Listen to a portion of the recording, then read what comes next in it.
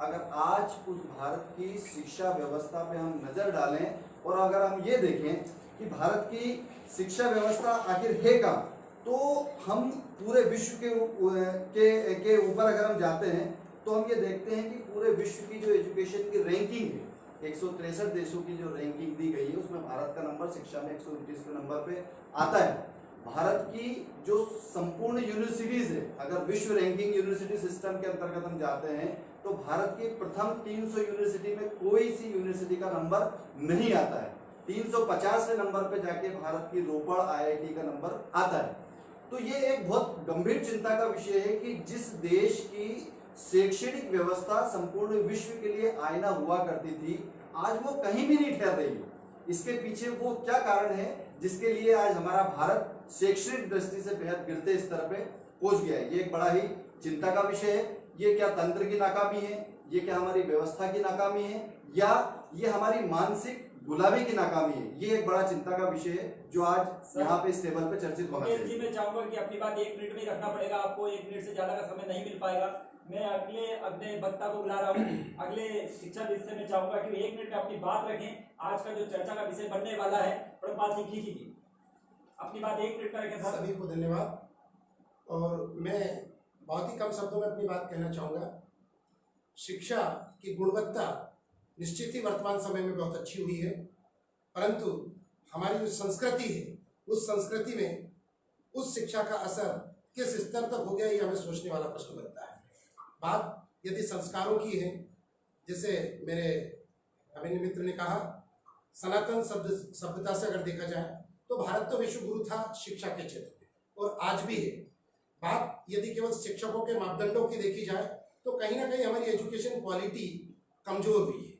शिक्षा बहुत अच्छी है, लेकिन शिक्षा मिलने का जो तरीका है वो संस्कार युक्त नहीं है। जब तक शिक्षा संस्कार युक्त नहीं होगी, एक सभ्य समाज का निर्माण नहीं कर सकती। एक अच्छा इंजीनियर, एक अच्छा डॉक्टर, एक बहुत अच्छा सफल ऑपरेशन कर सकता है, बहुत अच्छी बिल्डिंग या पुल का निर्माण कर सकता है, लेकिन ये जरूरी नहीं कि वो संस्कार युक्त हो। तो मैं ये चाहूंगा, आज के बहस में बिंदु रखना चाहूंगा कि शिक्षा संस्कार युक्त होनी चाहिए और उसकी गुणवत्ता संस्कारों से बननी चाहिए, जो भारत की संस्कृति है। बहुत बढ़िया, धन्यवाद। बहुत बढ़िया। अब मैं कभी दीपक चित्रांश जी से चाहूंगा कि 1 मिनट अपनी बात रखें कि चर्चा का विषय क्या हो। जैसे सर ने कहा है कि शिक्षा के बारे में कहा गया, तो मैं ये कहूँगा कि गुरुकुल शिक्षा और आज की शिक्षा में अंतर आया है। मेरा मानना ऐसा, पहले क्या है, विद्या थी वो शिक्षा में बदल गई और गुरु थे वो शिक्षक में परिवर्तन हो गया। ये समस्या हमारे बीच में आई है। और क्योंकि हम तो 16 कलाओं को जानने वाले थे और 16 कला भगवान श्री कृष्ण को भी पता था, लेकिन मेरा मानना है कि स्कूल भौतिकता की ओर बढ़ गया है और गुरुकुल शिक्षा कहीं ना कहीं धराशायी हो गई है। इससे हमें काफी नुकसान हुआ और सभ्यता संस्कार हमारे अंदर नहीं बच पाए। शिक्षा हमारी बड़ी है, इसमें कोई शक नहीं। जैसे कि हम कहेंगे कि शिक्षा के क्षेत्र में अगर हम कहे जाएं तो सबसे बड़ी बात यह है कि आज झोपड़ियों से निकलकर आईएएस आए हैं, आईपीएस आए निकल करके आए हैं, मजदूरों के बच्चों ने कहीं ना कहीं स्थान प्राप्त किया है। कहीं ना कहीं शिक्षा का, मैं ये नहीं कहूंगा कि शिक्षा का स्तर गिरा है, शिक्षा का स्तर तो कहीं ना कहीं बढ़ा है, लेकिन संस्कार का स्तर कम हो सकता है। हमारी जिम्मेदारियों का स्थान कम हो सकता है, लेकिन संस्कार का स्तर कम हो सकता है। और शिक्षा का स्तर तो बिल्कुल बड़ा है, इसमें कोई शक नहीं है, क्योंकि कहीं ना कहीं हमारी सरकार भी पूरी तरह से लगी हुई है। अभी हमने देखा 80% बच्चों को कहीं ना कहीं लैपटॉप दिया गया है। कहीं ना कहीं पूरी तरह से जिम्मेदारी के साथ शिक्षा के लिए तो किया जा रहा है, लेकिन कहीं ना कहीं संस्कार हम खो दिए, सभ्यता हमारी चली गई है, इसलिए शिक्षा में परिवर्तन हो। बिल्कुल बिल्कुल मेरा ऐसा मानना। बिल्कुल सही है। अगले हमारे शिक्षाविद हैं, उन्होंने पर्यावरण के क्षेत्र में और बच्चों के सर्वांगीण विकास के क्षेत्र में अच्छे काम किए। तेजेंद्र उपाध्याय जी, आप अपनी बात 1 मिनट रखें। कमल जी, जैसे कि चर्चा की शुरुआत आपने की थी हाथरस की घटना या इस तरह की जो घटनाएं बलात्कार की हुई उसको लेके मुकेश जी ने काफ़ी विश्व में रैंकिंग, हम विश्व में रैंकिंग में काफ़ी पिछड़े हुए जी। तो ये गुणवत्ता का पैमाना तो विश्व में किस आधार पर रैंकिंग है ये नहीं पता है, पर निश्चित तौर पर हम देखें तो हमारी शिक्षा पद्धति हमेशा से ही जो है वो गुणवत्तापूर्ण रही है। भगवान राम के समय से अगर हम उठा के देखें तो हमारी शिक्षा पद्धति लगातार अच्छी रही है। हमने एक सिस्टम बनाया है। आज स्तर जो गिरा हुआ, आज जो स्तर गिरा है वो आज हम रैंकिंग में 100 पे पढ़ा रहे हैं। हाँ, हम सामाजिक विकृतियां एक अलग चीज होती है। समाज में जो विकृतियां आ गई हैं और जो तेजी से बढ़ रही हैं, बहुत सारे लोग नशे में, बहुत सारे लोग अन्य चीजों का उपयोग करते हुए क्या है कि ये जो सामाजिक विकृति, मैं बलात्कार को भी ऐसा मानता हूँ कि ये भी एक सामाजिक विकृति है, ये सामान्य घटना नहीं है, ये असामान्य घटनाएं हैं जो निश्चित तौर पे आदमी के अंदर, व्यक्ति के अंदर जो विकृतियां होती हैं, ये उसका परिणाम के रूप में जो है वो निकल के आती है। शिक्षा का इसमें, शिक्षा का दोष नहीं है, शिक्षा की जो हमारी पद्धति है उसका दोष मैं इसमें नहीं मानता। शिक्षक और शिक्षा के क्षेत्र में काम करने वाले सभी लोग, वो निजी हो शासकीय हो, निश्चित तौर पे बहुत अच्छा काम कर रहे हैं। देश स्वतंत्र होने के बाद से लेकर आज तक शिक्षा के क्षेत्र में बहुत मेरे अतिथि बड़ा साहब भी है। इस पॉइंट को सर का नोट करें। सर बोल रहे हैं शिक्षा इसमें दोषी नहीं है, शिक्षा इसमें दोषी नहीं है। शिक्षा पॉइंट टू पॉइंट पे चाहता हूं, क्योंकि सर ने भी शिक्षा- बोला शिक्षा दोषी नहीं हाँ, है। ये शिक्षा- दोषी कौन है? दोषी आज है इस वो- मानसिकता का दोषी कौन है जो बच्चे ऐसी घटनाएं कर रहे हैं? ये जो विकृति आती है समाज में, इसको दूर करने का प्रयास जो होना चाहिए सामाजिक स्तर पर और राजनीतिक स्तर पर, ये एक बड़ा दोष हो सकता है। क्योंकि हमारे यहाँ क्या होता है, हमारे यहाँ कोई भी घटना घटती है, आपने मीडिया ट्रायल की बात की, हम ये देखते राजनीतिक हैं, मीडिया ट्रायल की बात कर रहा हूँ। हाँ, राजनीतिक मीडिया ट्रायल तो हमारे यहाँ हर चीज को, हमारे यहाँ गलत चीज को भी संरक्षण देने वाले लोग हैं, जानते हुए भी कि ये गलत है, पर उसको संरक्षण प्रदान किया जाता है। जब तक वो संरक्षण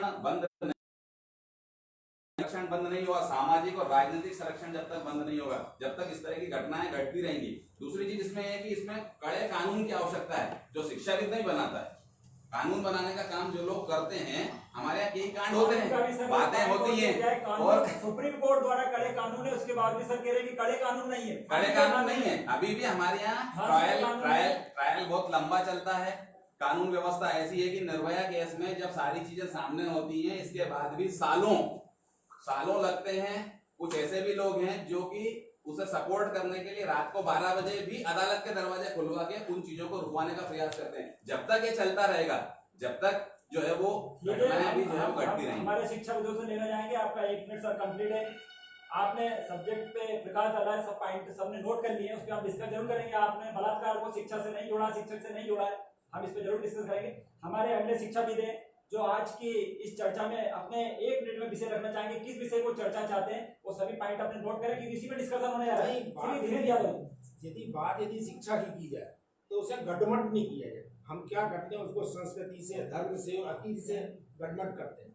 शिक्षा का स्तर गिरा है, इसमें कोई दो राय नहीं। हम भले ही कितना कहें, हमारा अतीत हमारे भविष्य का निर्माण नहीं कर सकता। हमारा जो वर्तमान है वही हमारे भविष्य का निर्माण करेगा। आज विश्व रैंकिंग में, जैसा डॉक्टर मुकेश बाबू ने कहा, हम कहीं ठहरते नहीं है। आज नोबेल प्राइज देख लें या कोई और पैरामीटर मान लें, तो हमारे यहाँ के लोगों को मिलते नहीं। और हमारे ही लड़के जब अमेरिका में जाते हैं तो वहाँ जाके बहुत बड़े बड़े काम कर देते हैं। वहाँ पर बड़ी बड़ी कंपनियों के सीईओ हैं, 2-3 बड़ी कंपनियां उनके सीईओ हुए हैं। तो कुल मिलाकर ये है कि हमारे यहाँ पर शिक्षा का स्तर गिरा है। और यह एक उदाहरण से मैं बात खत्म कर दूँ, क्योंकि समय कम है, कि एक चारागाह है जहाँ पे घास उगी हुई है, घास के मैदान में। तो हमारी शिक्षा के साथ हो क्या रहा है कि घास के मैदान में आवारा गाय जो दूध नहीं देती हैं, वो पूरा का पूरा चारा चढ़ जाती है। नतीजा ये होता है कि जो दूध देने वाली गाय है उनको उतना चारा नहीं मिल पा रहा कि वो अपना दूध बढ़ा सके। यही शिक्षा के साथ हो रहा है कि हमारे पढ़ाने वाले जो शिक्षक हैं, जो लगे हुए इस काम में, सरकारी लगी हुई है, जो पैसा 2.5% बजट का खर्च करती है, वो 2% तो बर्बाद हो जाता है। 0.5% ही सही जगह पैसा लगता होगा। यही बात सरकार शिक्षा को अच्छा करने में लगी हुई है, पर ये शिक्षक जो सरकार स्तर गिरा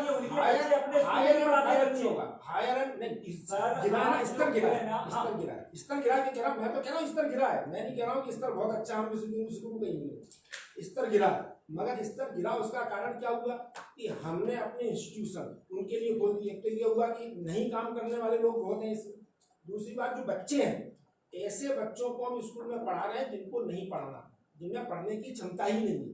तो जो सर्व शिक्षा अभियान आया, ये स्कूल तक तो ठीक था। हमारे कॉलेज में जो सबको शिक्षा उपलब्ध करवाई, उससे नतीजा ये हुआ कि हमारे कॉलेज खत्म हो गए। हम जब पढ़ते थे तब देखते थे कि कॉलेज में अटेंडेंस 90% रहती थी। उस वक्त राजनीति हुआ करती थी, लड़के छात्र राजनीति से आगे बढ़े। अब राजनीति पहले कम, आज ज्यादा हुआ करती है। आज कॉलेज लग नहीं पा रहे, ये राजनीति नहीं है, राजनीति ज्यादा है। ये हुआ ये कि कॉलेज में प्रोफेसर नहीं, केवल बिल्डिंग है। नतीजा ये है कि जब अच्छे कॉलेज में अच्छे लड़के नहीं निकलेंगे तो प्राइमरी स्कूल को अच्छे टीचर नहीं मिलेंगे। तो नतीजा ये है कि उच्च शिक्षा सुधारी।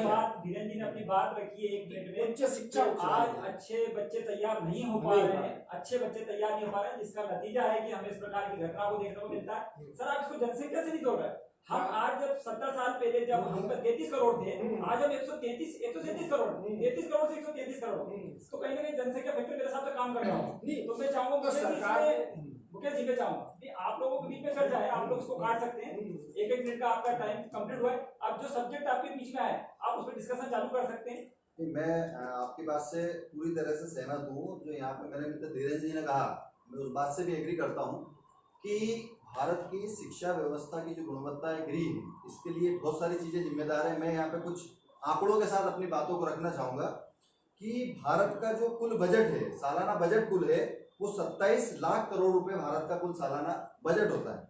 इसके विपरीत अगर हम एशिया की सबसे डेवलप्ड कंट्री चाइना की तरफ अगर देखते हैं तो उनका 29 लाख करोड़ का सिर्फ शिक्षा का बजट है। भारत का बजट संपूर्ण वर्ष का जो टोटल बजट है वो 27.86 लाख करोड़ रुपए है और चाइना के बजट में 29.58 लाख करोड़ सिर्फ शिक्षा के ऊपर खर्च होता है। दूसरी बात अगर मैं यहाँ पे करना चाहूँ कि भारत अपने संपूर्ण जीडीपी का 2.67% ही सिर्फ शिक्षा पे खर्च करता है। संपूर्ण विश्व में भारत की शिक्षा प्रणाली बहुत दयनीय स्थिति में होने का एक प्रमुख कारण ये भी कि भारत में शिक्षा व्यवस्था को उतनी मजबूती से देखा ही नहीं जा रहा है कि आखिर भारत की शिक्षा व्यवस्था अगर इंप्रूव होगी। बात बिल्कुल सही है कि भारत का जो युवा है वो अमेरिका में जाके बहुत बेहतर कर रहा है। ऐसा बताते हैं कि अमेरिका का पूरा जो आईटी माइंड है वो इंडिया से जा रहा है, लेकिन हमारे पास ना तो उतने संसाधन है कि हम अपने टैलेंट को रोक सकें, ना हमारे पास उतनी पेइंग कैपेसिटी है। हमारा पूरा जो बजट है वो बजट 23% से लेकर 27% तो सिर्फ इंटरेस्ट देने में चला जाता है।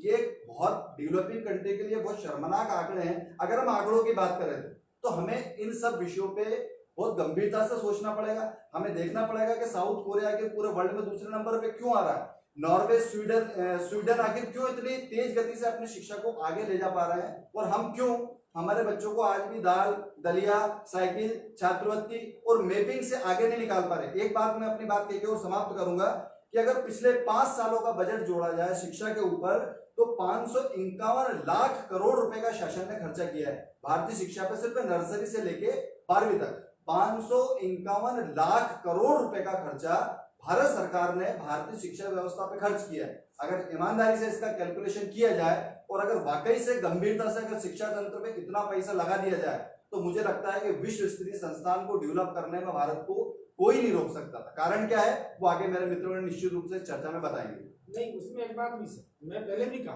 कि जो ये बजट हम खर्च कर रहे हैं उसमें काम नहीं करने वाले लोग इतने हैं, काम करने वाले कम। तो कुल मिलाकर ये करना पड़ेगा कि उच्च शिक्षा जो सभी को हम दे रहे हैं वो कहीं ना कहीं रोकनी पड़ेगी। आप जितने भी यूरोप के उदाहरण दे रहे हैं, जर्मनी में देखें तो वहाँ ग्रेजुएशन बहुत कम लोग करते हैं, अमेरिका में ग्रेजुएशन बहुत कम लोग करते हैं, जिनको एकेडमिक में जाना वही ग्रेजुएशन करते हैं। हमारे यहाँ तो जिसे देखो वो BA MA कर रहा है। तो ये जो परंपरा थी, तो हमारी शिक्षा की गुणवत्ता जब तक कॉलेज नहीं सुधरेंगे तब तक शिक्षा नहीं सुधरेगी। तो हमारे कॉलेज बिल्कुल खत्म हो चुके हैं, कहीं काम की नहीं बचे। हाँ, प्रताप सिंह जी। देश की शिक्षा का स्तर जो मेरे मित्र कह रहे हैं कि लगातार गिर रहा है, बिल्कुल हो सकता है मैं उससे सहमत नहीं हूँ। हो सकता है इनके आंकड़े इस प्रकार के हैं। सबसे बड़ा इसका अगर मूल कारण देखा जाए तो जनसंख्या विस्फोट।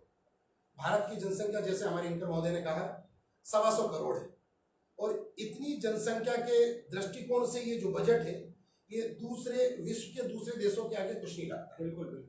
बात होती है जैसे आदरणीय धीरेन्द्र सिंह जी ने कहा कि जिसको शिक्षा चाहिए केवल वही शिक्षित है।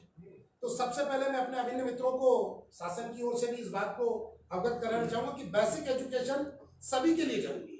सर्व शिक्षा विज्ञान बहुत अच्छी बात है, परंतु बेसिक एजुकेशन को फोकस करना चाहिए।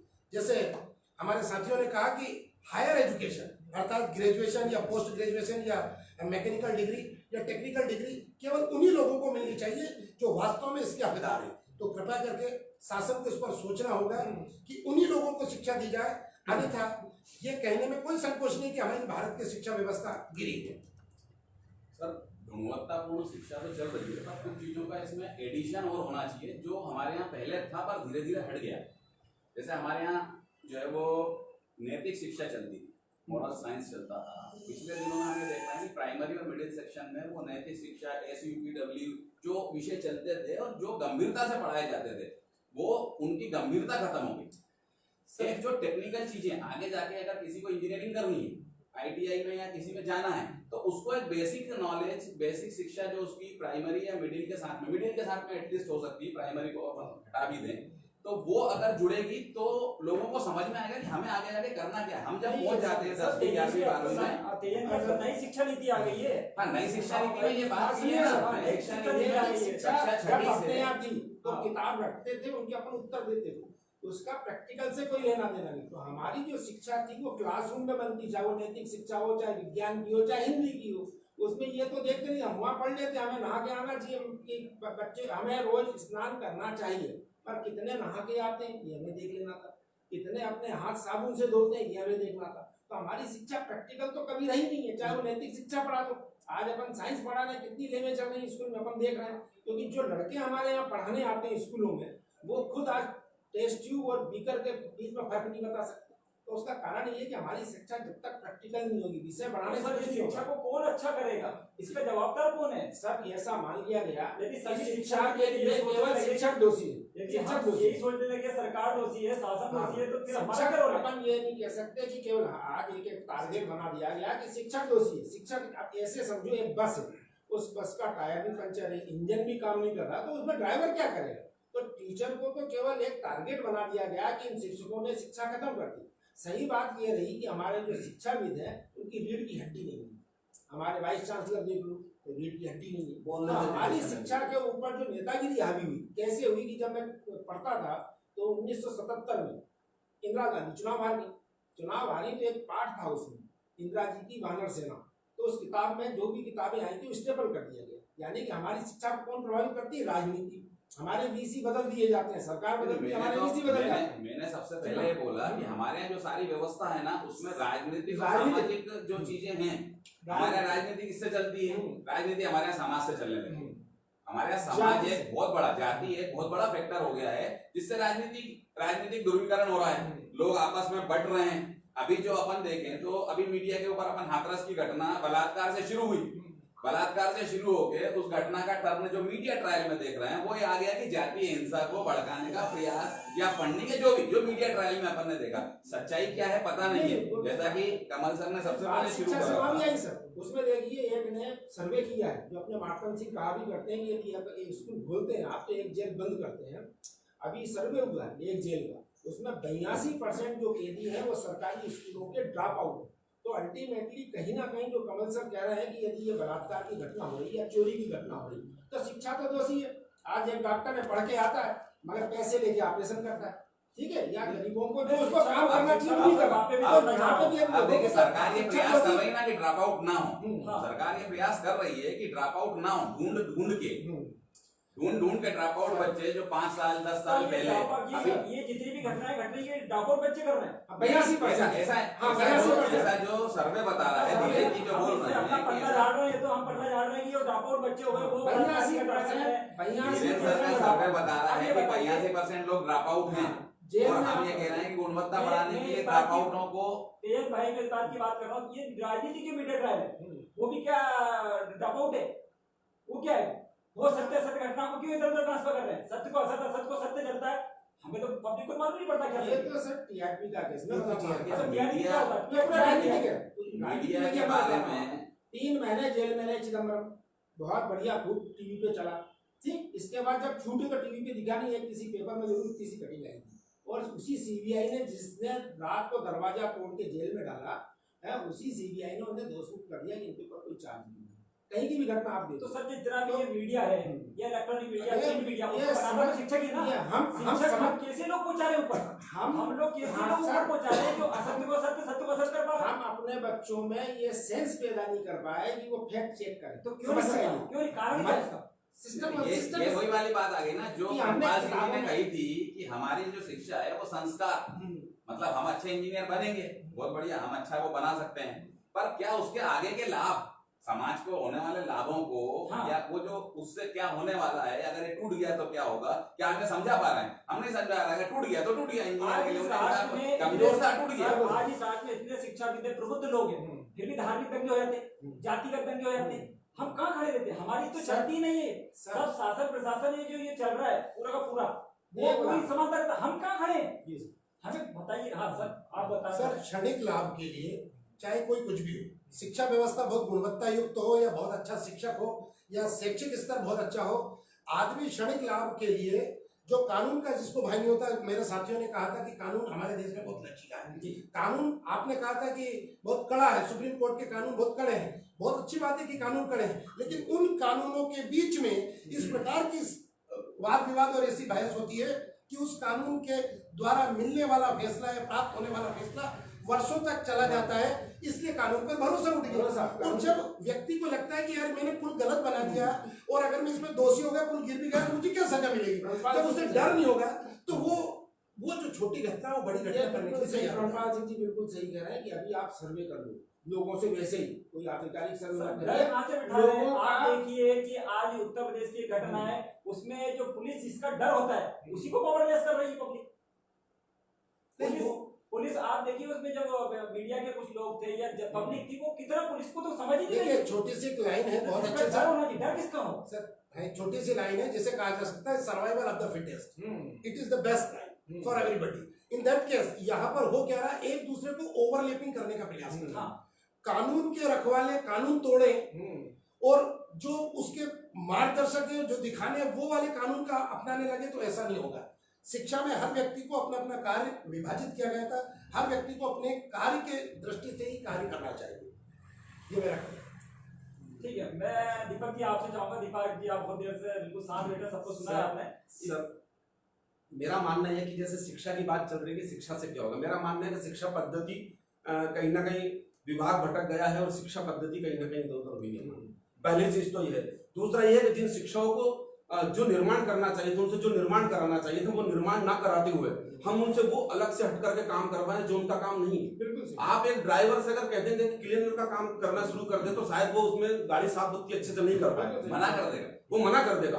वो आज शिक्षकों से हम क्या कर रहे हैं सर, शिक्षकों से आज हम खाना परसोने का काम कर रहे हैं, शिक्षकों से बैंक खाते खुलवा रहे हैं, डॉक्टर बना रहे हैं, गोली दवाई करवा रहे हैं, अन्य आंकड़ों पर पूरा जीवन चल रहा है, पूरा शिक्षा विभाग आंकड़ों से चल रहा है। मेरा मानना ऐसा है। और जब पूरा शिक्षा विभाग और आंकड़ों पर अगर चल रहा है तो मेरे ख्याल से कहीं ना कहीं आंकड़ों तक ही सीमित रहेगा। मेरा मानना है, मैंने एक शिक्षक से सर पूछा, मैंने ये बताइए बच्चों की चंचलता के बारे में बताइए, बच्चों की चंचलता क्या है?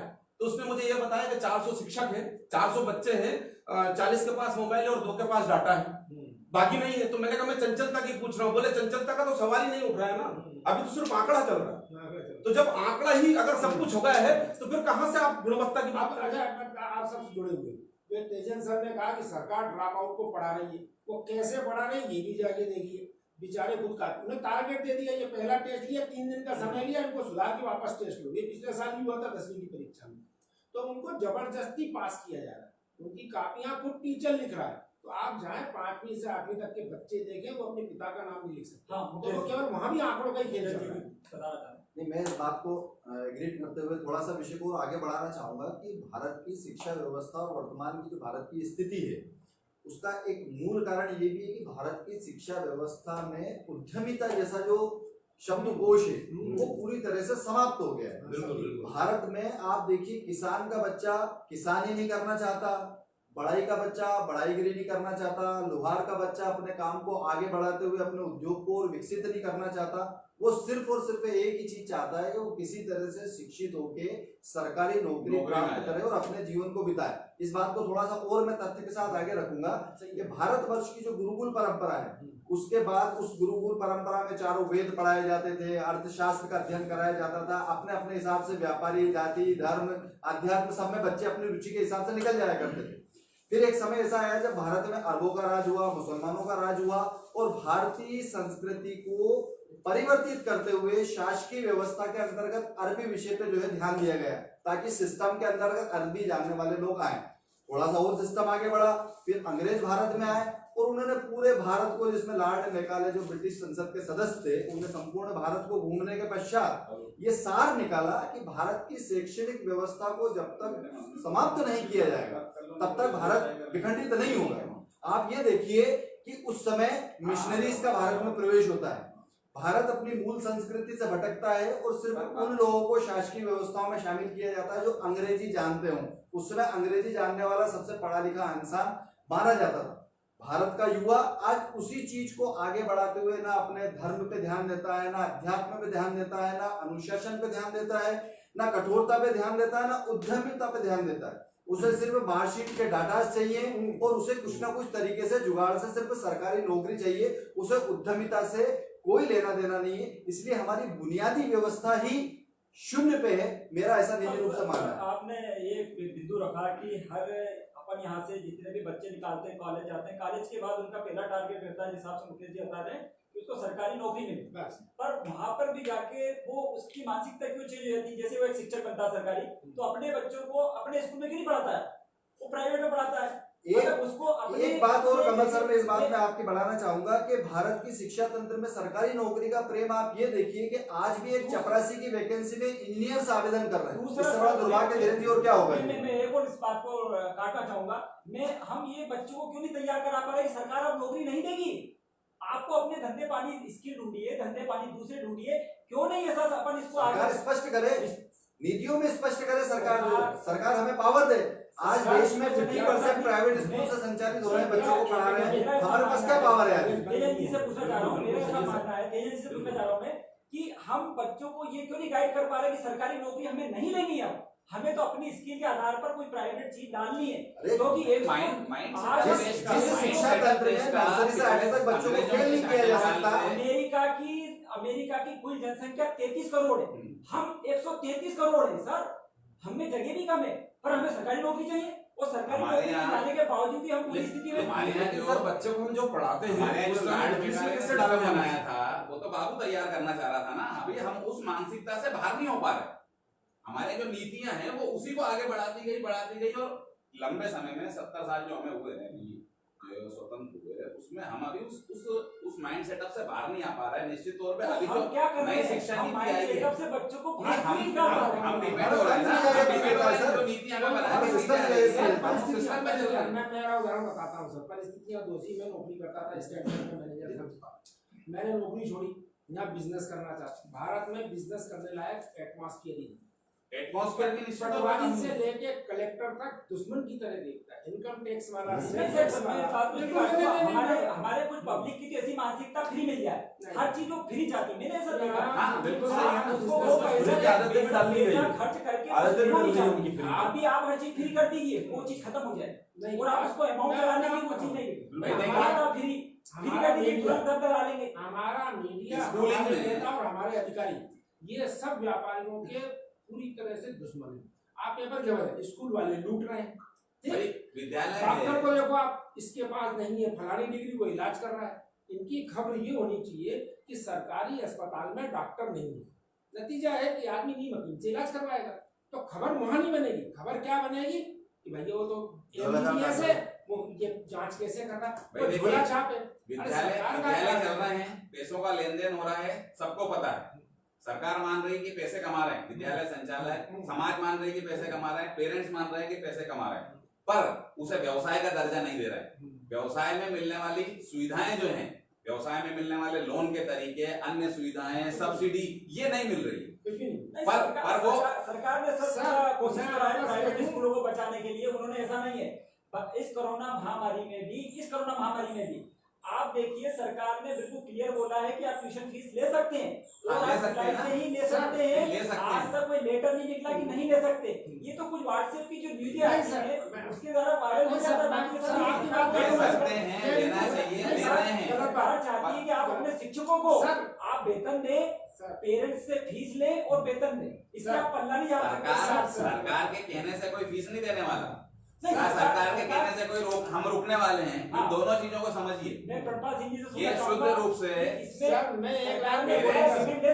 पेरेंट्स को टीचर्स के सरकार क्यों पेरेंट्स को दबाव नहीं, आपको फीस लेनी। सरकार ने आदेश तो जारी किया फीस ले सकते हो, मगर सत्ताधारी दलों के नेता और विपक्ष के नेताओं ने मुंह से यही बोला कि नहीं बच्चों की फीस नहीं लोगे आप। नहीं सर, कहीं नहीं है, ये चीज कहीं नहीं मिलेगी। ये वायरल होता है, ये वायरल होता है, फीस नहीं लेते। ये चीज जब जनता तक पहुंचे तो जनता तो ये मान रही है हमारा नेता बोल रहा है। एक छोटी सी बात कहना चाहूंगा, सब शिक्षाविद हैं।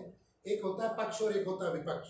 पक्ष में अगर 10 में से 9 लोग बेचते हैं तो उसकी प्रतिध्वनि कम मानी जाती है, लेकिन एक भी व्यक्ति अगर विपक्ष में बोलता है तो उसकी बात तुरंत सुन ली जाती है। समाज में भी ऐसा हो रहा है। कुछ लोग जिनकी मानसिक रूप से वो इस प्रकार की सोच है कि वो एजुकेशन व्यवस्था को बिगाड़ना चाहते हैं, उन्होंने कह दिया नो स्कूल नो फीस, जबकि 90% पेरेंट्स अपने बच्चों की फीस देना चाहते हैं, लेकिन वो 10% जो स्वयं कमा नहीं पा रहे हैं, अपने बच्चों को अच्छी शिक्षा नहीं दे पा रहे हैं, वो उसमें शामिल हो जाते हैं। यदि उनको ऐसा लगता है कि हमें स्कूलों की फीस नहीं देना चाहिए, तो किसने उनका हाथ जोड़ा?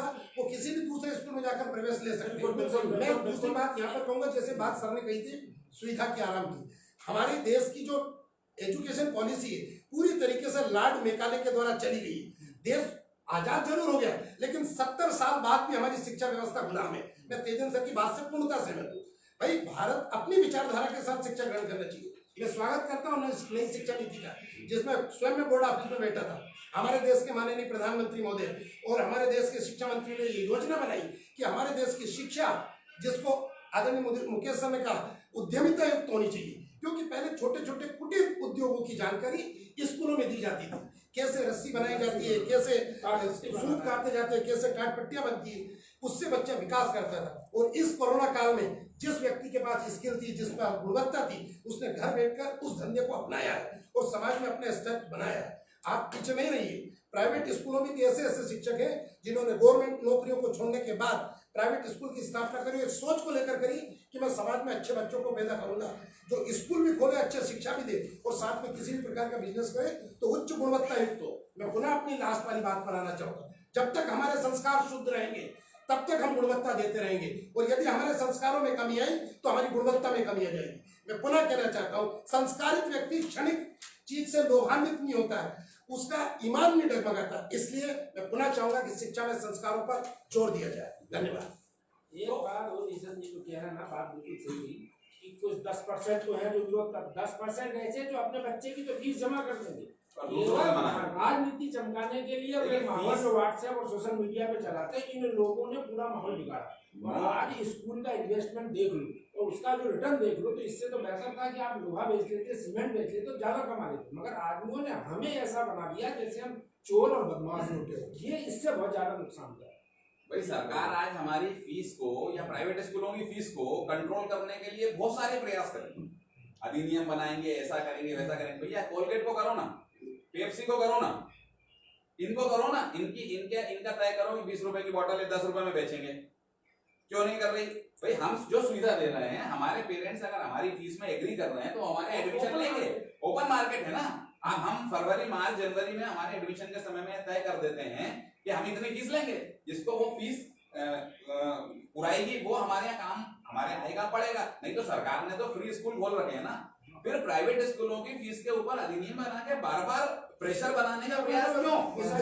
रीट लगा के पेरेंट्स ने फीस को रीट लगाई क्यों? मैं दीपक जी से प्रश्न करना चाहूंगा। तेजस्वी जी ने बोला है कि मार्केट की व्यवस्था है, तो तेजी से बढ़ती ऑनलाइन मार्केट व्यवस्था इस देश में, ऑनलाइन मार्केट व्यवस्था तेजी से बढ़ रही। चाहे आप सब्जी ले लीजिए, किराना ले लीजिए, कपड़ा ले लीजिए, स्टेशनरी ले लीजिए, स्पोर्ट्स ले लीजिए, हर क्षेत्र में ले लीजिए।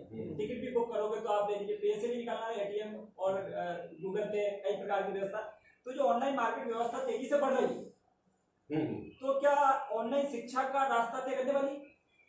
देखिए ऑनलाइन शिक्षा का रास्ता तय होने जा रहा है क्या? ऑनलाइन शिक्षा का रास्ता तय, मेरा मानना यह है कि आने वाले समय में अगर ऑनलाइन शिक्षा चल रही है तो कहीं ना कहीं अपने स्तर से उन्होंने बताया कि ये महामारी चल रही है, इसमें हमें कहीं ना कहीं करना है। लेकिन मेरा मानना यह है कि ऑनलाइन शिक्षा का इसी तरह से अगर काम चलता रहा तो क्या जैसे पहले गुरुकुल कोई दूसरा नहीं देगा सर, हम स्कूल के शिक्षा भी हम ही ला पाएंगे, हम ही ला पाएंगे। लेकिन जैसे पहले गुरुकुल था और ऑनलाइन शिक्षा के माध्यम से अगर हम सिर्फ ऑनलाइन, आज बच्चे भी मना कर रहे हैं कि हम ऑनलाइन नहीं पढ़ेंगे, ऑनलाइन हो रहा है। हाँ ऑनलाइन हो रहा है, लेकिन शिक्षा मेरे ख्याल से शिक्षा ऑनलाइन होना ज्यादा उचित नहीं मानता हूँ, क्योंकि आज बच्चों से अगर पूछो तो वो भी कहते हैं हम स्कूल जाना चाहते हैं, हम स्कूल में पढ़ना चाहते हैं, ऑनलाइन से नहीं पढ़ना चाहते। अब ये कहाँ तक सही है कि बच्चे हमसे कह रहे हैं कि हमें ऑनलाइन नहीं पढ़ना, दीपक जी कह रहे हैं कि ऑनलाइन शिक्षा ज्यादा देर टिक नहीं सकती, चल नहीं सकती, नहीं चल सकती, वो गलत भी नहीं। आप बताइए, मेरा ऐसा मानना है कैसे नहीं हो रहा? क्योंकि हमें इस पे थोड़ा सोचना पड़ेगा। शिक्षा के के लिए ऑनलाइन व्यवस्था एक सप्लीमेंट्री व्यवस्था हो सकती है, बस। सहयोगी व्यवस्था हो सकती ये है, सब अच्छा पर लगेगा, शिक्षा के लिए निश्चित तौर पे शिक्षा को हम ये नहीं मान सकते कि हम फिजिक्स का न्यूटन का फॉर्मूला बहुत अच्छा सीख गए, हम उसका प्रैक्टिकल करना सीख गए। शिक्षा में तो सर्वांगीण विकास शामिल होता है। सर्वांगीण विकास में सबसे पहले आता है हमारा शारीरिक विकास, कि हम स्वस्थ हों। तो वो स्वस्थ कैसे रहेगा? घर में रहेगा? मोबाइल लेके स्वस्थ रहेगा क्या? मोबाइल लेके तो बीमारियां आ रही हैं, डिप्रेशन आ रहा है, बच्चे जो है वो ऑनलाइन आपको काउंसलिंग हो रही है आपके स्वास्थ्य से रिलेटेड। हाँ, हो रही है ना। आपको घर पे ही आपका स्वास्थ्य कैसे सही रखा जाए ऑनलाइन। नहीं हो रही है ना, बहुत बढ़िया है। हमारे देखिए ऑनलाइन बाजार की दृष्टि से देखें तो भारत एक बहुत बड़ा बाजार है, बहुत बड़ा बाजार है। अमेरिका में बैठ के आदमी है ऑनलाइन एजुकेशन करना चाहता है, सिस्टम बना लिया है, पर वो सिस्टम थोड़ी हम आज भी ऐसा मेरा ऐसा मानना है कि हमारे यहाँ जो गुरुकुल व्यवस्था वहीं रहिए वहीं पढ़िए, समाज के साथ में हमारा कम से कम कांटेक्ट हो रहा है, वो व्यवस्था अभी भी बेस्ट है। लौटना चाहिए। अगर हमें वापस से हमें उसी स्थिति में जाना है तो हमें वापस उस तरफ जाना चाहिए। जनसंख्या हाँ ठीक है ना, तो ज्यादा खुलेंगे, नहीं ज्यादा खुलेंगे, जनसंख्या ज्यादा है। एक शिक्षक, गुरुकुल का कॉन्सेप्ट है एक शिक्षक दो शिक्षक। गुरुकुल के कॉन्सेप्ट शिक्षक कहना चाहूंगा सर हाँ कि आपने गुरुकुल के बारे में कही थी, मैं कह सकता हूँ कि भारत में आया था एक बड़ा इतिहासकार जिसका नाम था डिक चेनी। उसके पहले जब उसने भारत की व्यवस्था को घूम कर देखा था, मैं उस समय के भारत की बात कर रहा हूँ जब उसने, जो मुगल कालीन के पहले की स्थिति, जब उसने पूरे भारत को घूम कर देखा तो सब दूर उसने देखा कि यहाँ 7 लाख से ज्यादा गुरुकुल थे। जितने स्कूल नहीं इतने गुरुकुल थे। आप विषय की बात करें, स्पेशल सब्जेक्ट का प्रत्येक ऋषि था। पहले गुरुकुल में जो हमारे ऋषि होते थे वो रिसर्च स्कॉलर कहलाते थे, एक से बढ़कर एक इन्वेंशन करते थे, जिस खोज की विदेशी ठप्पा लगा कर कहते कि राइट ब्रदर कि हमने हवाई जहाज बनाया, वो हमारे यहाँ हजारों साल पहले बन गया। लेकिन हमारी संस्कृति को देखिए, हम दूसरों की चीजों को तुरंत अपना लिए और अपनी बातों को भूल गए। कॉपी पेस्ट ये वाली सिस्टम। तो हम डिक चेनी जो अंग्रेज था उसने घूम कर देख कर कहता है भारत की जब तक शिक्षा व्यवस्था को पूरी तरीके से कुचला नहीं किया जाए, बर्बाद नहीं कर दिया जाए, भारत को गुलाम नहीं बनाया जा सकता। तो बताइए, हमारे देश की शिक्षा व्यवस्था तो जबरदस्त थी, मगर सर आप क्या है गुरुकुल में तो नहीं आए, हमारी शिक्षा व्यवस्था सिस्टम बनाया जा सकता है। समाज पर वो गठनशील है। गुरुकुल वाला सिस्टम व्यवस्था ऐसी आ रही है। पूरी पढ़ाई आज भी ऐसा होता है। आप देखिए जितने बड़े बड़े संस्थान हैं, कि हमें इस बात को मानना पड़ेगा कि जब जब सरकारें बदली हैं, आज 70 सालों में जिसकी सरकार रही उसने इतिहास अपने हिसाब से बनाया, पुस्तकों का निर्माण अपने हिसाब से करा, पूरा शिक्षा नीति को उसका कमांड रहा है। तो ये चीज आगे भी खत्म नहीं हो रही। हम उसको देखते हो कहाँ खड़े, हमें क्या करना पड़ेगा? ये गुण आया कहाँ से? जब भारत 700 साल की गुलामी जिस भारत ने झेली है, खिलजी वंश, गुलाम वंश, बलवंश, लोधी वंश, मुगल वंश, इन्होंने करा ही ऐसा। ये राजशाही तंत्र है, ये अपनी बात मनवाने के लिए दुराचारी करते हैं, ये अपनी बात मनवाने के लिए कुचलते हैं समाज को, और यही वर्तमान समय में हो रहा है। कृपा करके समाज को कुचला नहीं जाए, किसी भी स्तर पर उसे आगे बढ़ने का मौका दिया जाए। मैं इस बात को आगे बढ़ाते हुए एक महत्वपूर्ण प्रश्न और खड़ा करना चाहूंगा इस बहस में कि पूरे भारत में आज लाखों लाख बच्चे प्राइमरी से लेकर हायर सेकेंडरी लेवल तक शिक्षा ग्रहण कर रहे हैं। आप अगर आंकड़ा उठा के देखेंगे तो लगभग 40-50% के लगभग बच्चे प्राइवेट में और सरकारी संस्थानों में पढ़ रहे हैं। जितने बच्चे लगभग जो है प्राइवेट में पढ़ रहे हैं, उससे थोड़ा बहुत 19-20 आंकड़ा एग्जैक्ट मेरे पास नहीं, वो सरकारी स्कूल में पढ़ रहे हैं। लेकिन मैंने अभी थोड़ी देर पहले जो प्रश्न उठाया था कि पूरे 5 वर्ष में लगभग 551 लाख करोड़ का बजट शैक्षणिक व्यवस्थाओं पे खर्च किया गया। देखने की बात यह है कि देश का शिक्षा तंत्र इतना जबरदस्त तरीके से विभाजित है कि जो पूरी आधी शिक्षा व्यवस्था प्राइवेट सिस्टम लेके चल रहा है। शासन की तरफ से ना तो उनको प्रोन्नत करने के लिए कभी लेबोरेटरी के लिए कोई धन दिया जाता है, ना उनकी व्यवस्थाओं को बिल्ड करने के लिए कोई धन दिया जाता है, ना वो ज्यादा से ज्यादा बेहतर व्यवस्थाएं और इन 50% बच्चों को प्रोवाइड करें। इसके लिए शासन उन्हें अपना हिस्सा मानता ही नहीं है। इतनी बड़ी असमानता के साथ दो धाराएं भारत में जो है आगे बढ़ रही है। एक प्राइवेट धारा आगे बढ़ रही है, एक सरकारी धारा आगे बढ़ रही है। एक और बात मैं यहाँ पे बोलना चाहूंगा, इस सर्व शिक्षा अभियान का यहाँ पे एक मसला उठाया कि हर बच्चे को बेसिक शिक्षा का अधिकार है, लेकिन एक कैटेगरी करने की देश में बहुत सख्त आवश्यकता है कि किनको बेसिक शिक्षा की आवश्यकता है, किनको टेक्निकल शिक्षा की आवश्यकता है और किनको सोशल शिक्षा की आवश्यकता है। हमारा पूरा सिस्टम सिर्फ एक धारा, एक डंडे से चलने का प्रयास करता है, जिसके कारण हमारा बच्चा औद्योगिक रूप से डेवलप नहीं हो पा रहा, और ये हमारी एक बहुत बड़ी फेल्योर है। सर का ऐसा कहना है कि सर ने पूरा सिस्टम की बात करी है, पर ये क्लियर नहीं कर पा रहे कि कार्यपालिका, विधायिका या न्यायपालिका में किस सिस्टम की बात कर रहे हैं। शिक्षा की बात कर रहा हूँ मैं। कौन से सिस्टम के कारण जब की शिक्षा उदासीनता है, किस आज सिस्टम की एक उदासीनता डॉक्टर है? 70-80 लाख रुपए बनता है। एक डॉक्टर यदि उसका खर्चा जोड़े यार, कोचिंग 70-80 लाख रुपए बनता है। जब 70-80 लाख में वो डॉक्टर बनेगा तो आप उससे चैरिटी की उम्मीद करेंगे तो नहीं कर सकते, और पैसा तो कमाएगा ना। आज आप देख लीजिए कि IIT से निकले हुए कितने लोग हैं जो फक्कड़ होकर राजनीति कर रहे हैं, कोई नहीं करता मिलेगा। मगर JNU में फ्री में पढ़ता है, जिसके बारे में कहा जाता है कि टैक्स के पैसे से पढ़ रहे हैं, वो राजनीति करते हैं, चाहे उसमें निर्मला सीतारमण भी हो। तो जब यदि शिक्षा यदि महंगी होगी, सरकार उसमें बजट कम देगी, तो नतीजा शिक्षा महंगी होगी। जब महंगी शिक्षा होगी तो आदमी व्यवसायिक बनेगा, चाहे सरकारी नौकरी भी करेगा तो निश्चित है वो पैसा कमाना चाहेगा और भ्रष्टाचार बढ़ेगा इससे। दूसरा सर, आप जैसे JNU का आपने नाम बताया, JNU का आपने नाम बताया, सभी लोग JNU से परिचित है। JNU अपना इतना प्रमोशन कर पाता, अन्य यूनिवर्सिटी क्यों नहीं कर पाती? वहाँ लड़के यूनिवर्सिटी में बच्चे तैयारी कर रहे मैंने हैं। पहले ही बताया सर कि क्या वहाँ पूरा चारा चढ़ने जो जा रहे हैं सर, ऐसा तो नहीं पूरे देश में JNU नहीं कर रहे हैं। बहुत सर बहुत सारी यूनिवर्सिटीज है हमारे भारत में। कॉम्पिटिटिव एग्जाम को फेस करने के बाद JNU में एडमिशन मिलता है। तो वहाँ पे जो मैंने पहले कहा था कि अपना जो घास का मैदान है उसको आवारा गायें चढ़ जाती है, तो नतीजा है कि दुधारू नहीं चढ़ पाती। इसलिए शिक्षा को, आपको योग्य बच्चों को शिक्षा दी जाए। JNU में अच्छे बच्चे एडमिशन होता है, एग्जाम की उनकी जो एंट्रेंस एग्जाम है वो कठिन है, नतीजा ये है कि JNU से विद्वान निकलते हैं।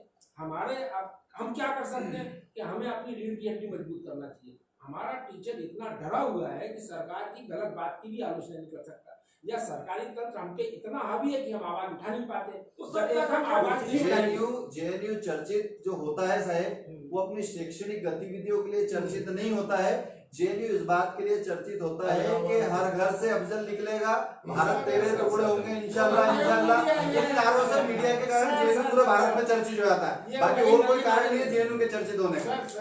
JNU ने कई विद्वान दिए हैं सर, JNU ने कई विद्वान दिए हैं। वो आते क्यों नहीं है? मीडिया उनको लेके क्यों नहीं आता है? अफजल को लेके क्यों आता है? अभी रक्षा मंत्री निर्मला सीतारमण ऑलरेडी यूनिवर्सिटी की हुई है। IAS देखो, आप कहीं चले जाओ सेक्रेटरीट में JNU वाले जो पढ़े लिखे होते हैं सब कुछ होता है, लेकिन उनकी मानसिकता छोटी क्यों होती है सर?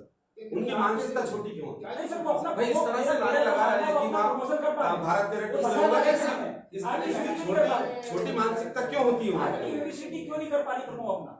यूनिवर्सिटी क्यों नहीं कर पा रही? इंदौर यूनिवर्सिटी नाम चलता है अच्छा मध्य प्रदेश में, सर तो अपना प्रमो नहीं कर पा रही। लड़के नहीं है सर। अभी वो कोई सा ऐसा नारा दे दे तो पूरे विश्व में चर्चित हो जाए। सरदार पटेल स्कूल बदनाम हो जाएगा। नहीं, वो नहीं है। जहाँ 4000 बच्चे, लेकिन ये बात सही है कि सरदार पटेल स्कूल के बच्चे हैं वो ऐसी हरकत नहीं कर सकता, ये तो कह सकते हैं। कैसे? तो वहाँ के ही लोग ऐसी हरकतें क्यों करते हैं?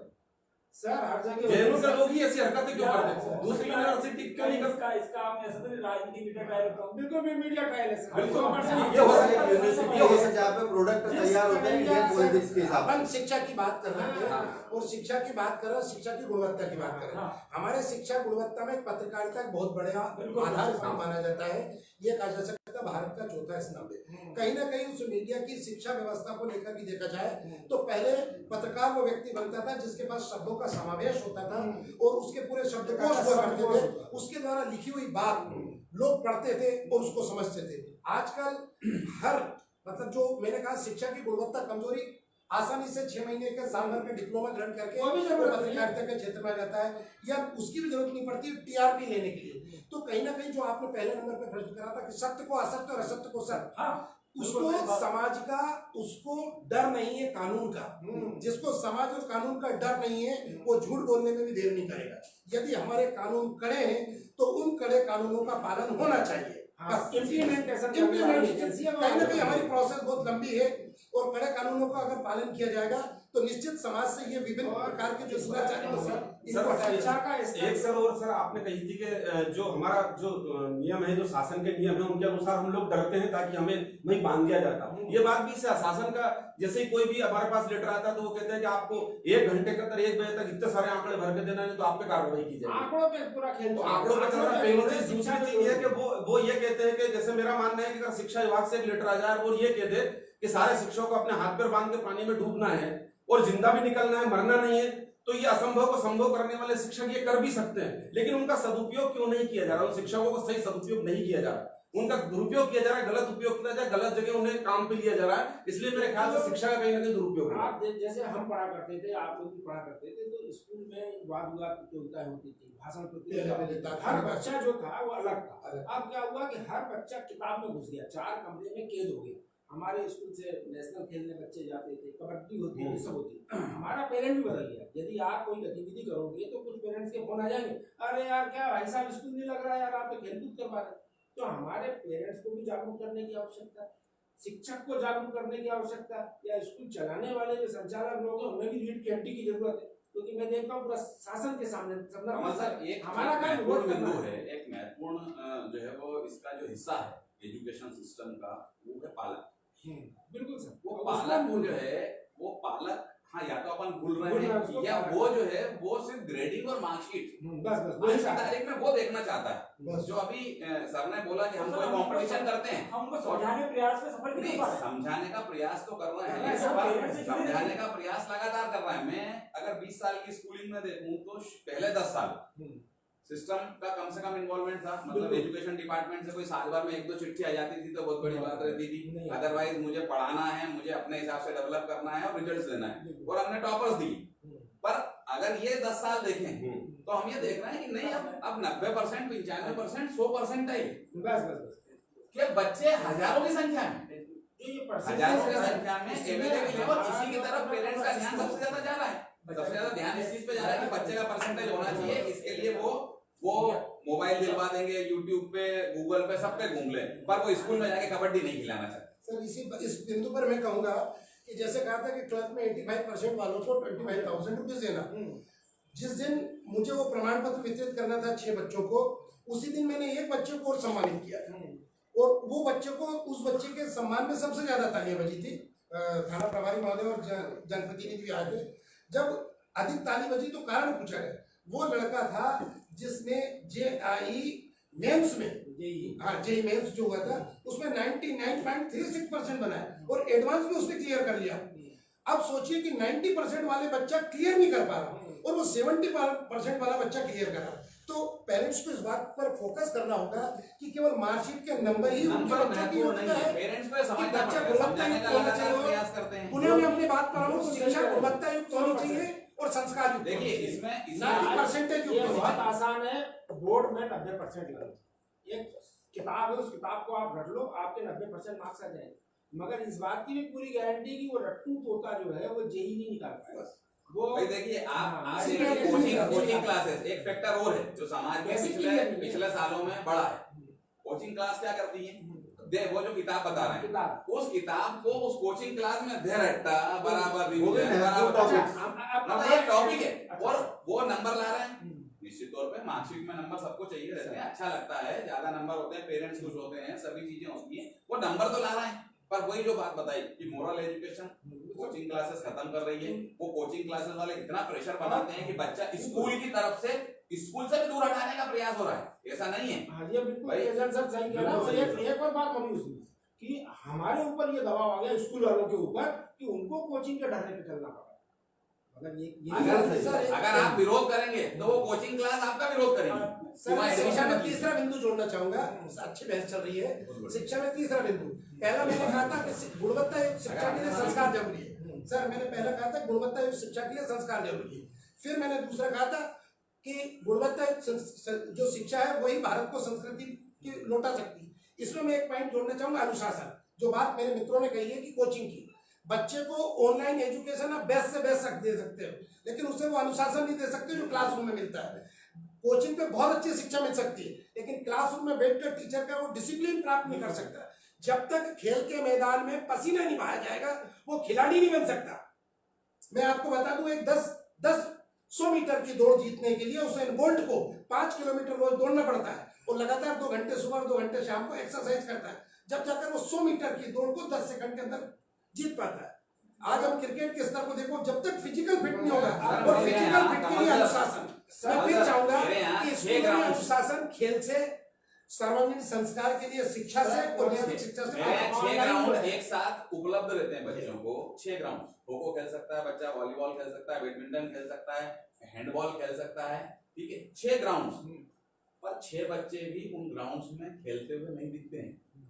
ठीक मतलब है। पीरियड लगाने के बाद, फिजिकल एजुकेशन का पीरियड लगाने के बाद उन्हें टीचर्स को जबरदस्ती ले जाना पड़ता है। ये एक एजुकेशन की बहुत बड़ी कमी होती जा रही है। ऑनलाइन को डिस्कार्ड कर रहा है, तो अब ऑनलाइन तो घर कर रही है।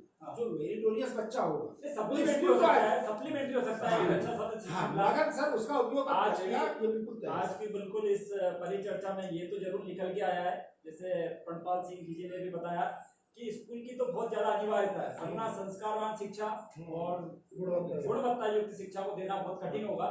ऑनलाइन एक अपनी जगह पे सप्लीमेंट्री काम कर सकता है, बाकी ग्राउंड की आवश्यकता और स्कूल की आवश्यकता, प्रायोगिक अनुशासन की आवश्यकता, सत्य का पाठ पढ़ाना, ये सभी शिक्षकों द्वारा बच्चे को मैनुअली किया जा सकता है। घर में बैठे तो आज के इस शिक्षा संघ, शिक्षक का गिरता स्तर में एक तो हमें समझ में आया, हम अगली बार फिर मिलेंगे, एक नए विषय के साथ मिलेंगे, नए वक्ताओं के साथ मिलेंगे। आज उपस्थित सभी शिक्षाविद वक्ताओं का मैं पुनः हृदय से धन्यवाद देता हूँ कि उन्होंने अपनी बात एक अच्छी शानदार तरीके से रखी। सभी का धन्यवाद, बहुत बहुत धन्यवाद सर आपका भी कि आपने इतना बढ़िया मंच उपलब्ध कराया है कि सभी लोग तो एक शिक्षा साथ बातों को समझ पाए, सुन पाए। सभी मित्रों का भी धन्यवाद।